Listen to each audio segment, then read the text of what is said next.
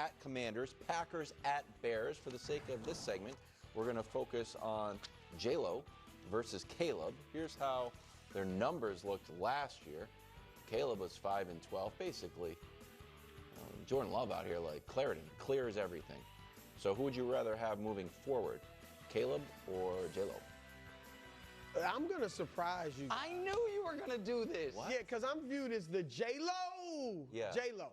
J-Lo, not J-No. Yeah. I got it all mixed up. Yeah. Guy. And I like J-Lo. I knew he was going to do No, this. but here's the deal.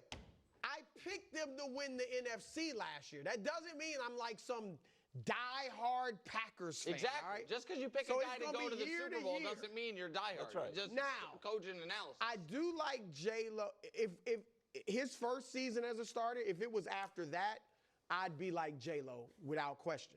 Last year, bad in the playoffs, 3 interceptions against Philadelphia, no touchdowns. I like that J-Lo is more of a pocket passer. Yeah. I like J-Lo's the way he carries himself better than Caleb. He's like 10 years older than him. Yeah, but a little older. Yeah. But I think Caleb's ceiling is probably higher because J-Lo, I think, has a high ceiling too. It's close for me. But the fact that Caleb is on his rookie deal tips it for me. He's not being paid $50-60 million a year like J-Lo. So It's like an accounting question. No, so because it's close for me. So I'm not certain on Caleb. I wrote down.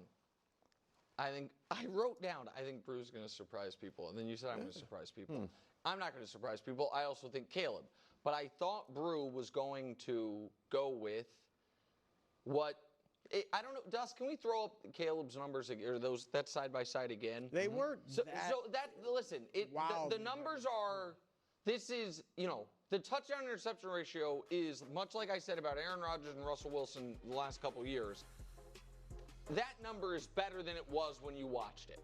You know what I mean? Yes. And so that's pretty good. Right. Those numbers, aside from the team record, you're like, hey.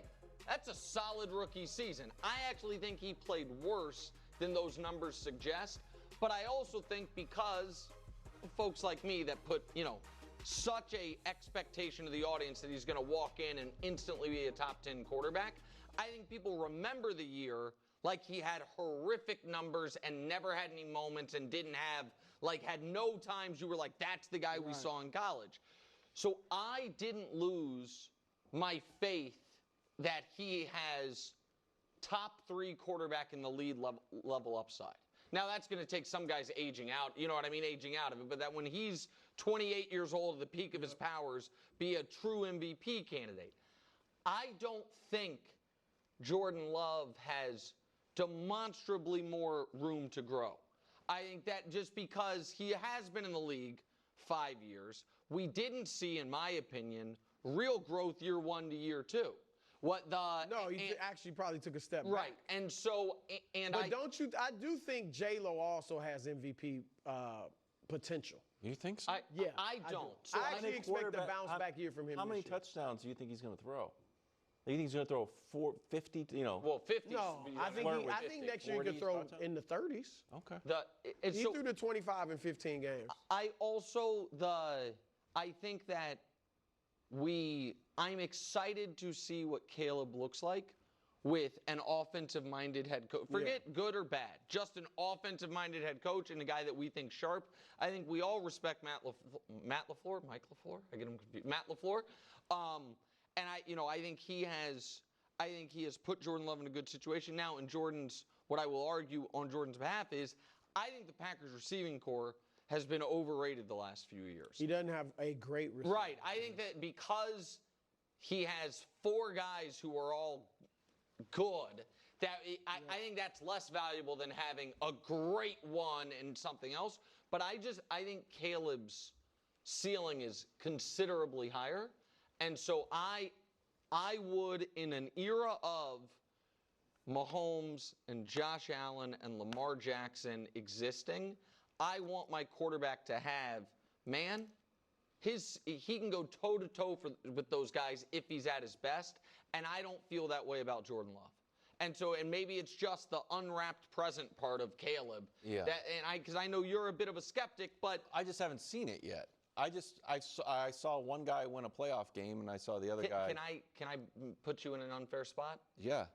Who would you rather have quarterbacking the New England Patriots? Yeah. Jordan Love or Drake May? Team, no, I think. No, not for. Just who would you rather have? If right now the Packers probably called you, it's like the let's make a deal problem. I'm going to take the potential of Caleb. Right. But I'm not. Drake But May. I'm not mortgaging my future on it. Like I'm nervous about Caleb. Look, and it might sound like a cop out to people. We'll know the answer to this after this season. That is correct. Now, even I think You Jordan wouldn't give Love, Caleb this whole year. It's like, first year, Ben Johnson. they got enough talent. They've improved the offensive line. Well, it depends on what you mean, give it to him. I think that if Caleb hasn't, I don't think they even necessarily, depending on how good the division is, a bunch of different things, I don't think they even necessarily have to win double-digit games for this answer to be one thing or the other. But I think we will know after this season, based on how Caleb looks, does he have a chance to be a superstar? And I think they could go 9-8, and the answer to that question is yes. And I guess it's possible they go 11-6, and the answer to that question is no if they, somehow do it. And I also think you'll know more about J-Lo. Yeah. All right, we got to get to the Chiefs. It might be bang, but I'm in the Christmas spirit. Chiefs back on Christmas, third straight year. Kansas City will be playing on December 25th. This time, Christmas night against the Broncos. So here's the interesting full screen to this question. For a while, Denver was just dominating the Chiefs when they had Peyton Manning. Elway too, by the way, if we want to go back further. Okay, and then a little bit of a gap, and then recently, Mahomes is 13-1 against the Broncos. But now, the smart people who are making the scheduling say, you know what? The Broncos deserve a prime-time Christmas Day spot up against the Chiefs. Could have picked any team, or at least the opponents. Is there a chance Denver can make this a real rivalry? Absolutely, unequivocally, undeniably no. Oh, bah humbug.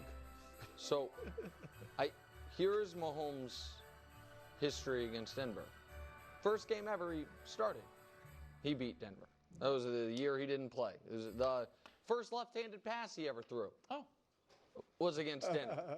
The first game he actually suffered a significant injury, Chiefs won anyway, was against Denver. The only thing he hasn't done to Denver is beat them in the playoffs, and that's because for most of his career they haven't sniffed the playoffs. The one year they did, they just needed to win that playoff game. That then Sean Payton loved that matchup so much. And Sean Payton right now is because he beat Vance Joseph, Vic Fangio, Daniel Hackett, Jerry Rosburg, and Sean Payton. So Sean Payton's the 5th Broncos head coach he's beaten. Bo Nix was the 7th starting quarterback after Russ, Teddy, Drew Lock, Joe Flacco, Case Keenum, and Paxton Lynch for the Broncos he's beaten. So 12 combined coaches and quarterbacks.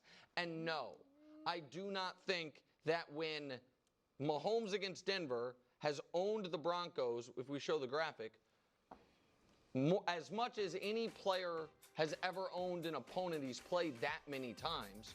Best record in single opponent. Otto Graham 100 years ago played him 12 times. Andrew Luck against the Titans. Elway against the Patriots. Sorry, KW. Okay. And then Staubach, Mahomes, and Steve Young. So Staubach against the Giants is the only quarterback who's played an opponent as many times as Patrick's played the Broncos with that type of record. So no. Yeah, Bo Nix would have to become a bona fide star, and Patrick would have to continue to play the regular seasons how he has the last few years, where he's not that spectacular regular season quarterback anymore. I don't think either of those things is going to happen.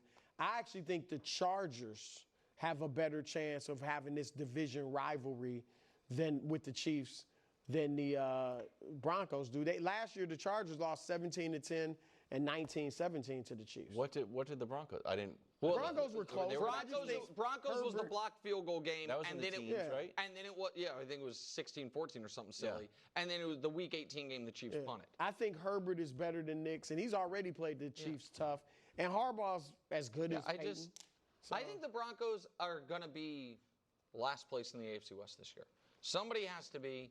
I think it'll be your Raiders. I think the Broncos. Sorry, I think you would agree the Broncos have the worst quarterback in the division. and somebody has to be the worst coach in the division. I don't know who it is. I don't know. It's like pizza places in New York. Like the fourth worst is actually still really, really good. Yeah, but if there's only 4, it's still the worst. Still. Geno versus Bo. Oh, T-Wolves, gentlemen. Oh, you thought it was about something else. I got nervous. Well, you should stay nervous.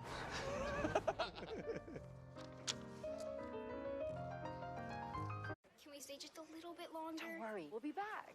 I can't believe they're leaving.